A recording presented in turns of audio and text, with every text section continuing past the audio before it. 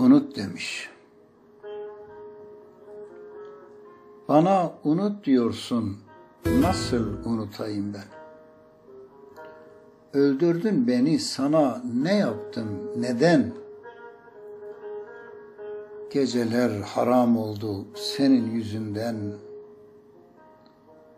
Ölümüne aşığım, vazgeçemem senden. Ey zalim dilberim, biraz beni dinlesen. Yıllardır koşuyorum senin peşinden. Şimdi kalkmış bana unut diyorsun. Söyle vicdansız, nasıl unuturum ben? Uğurlar olsun demem, belki bir gün dönersin. Başın derde girerse hemen beni ararsın. Senden başkasına gönül veremem. Yanımda olmasan da kalbimin içindesin.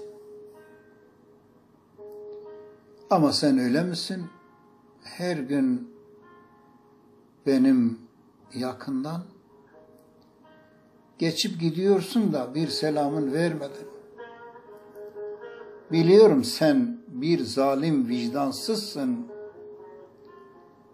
Bir gün beni anlarsın. Ümit ediyorum ben.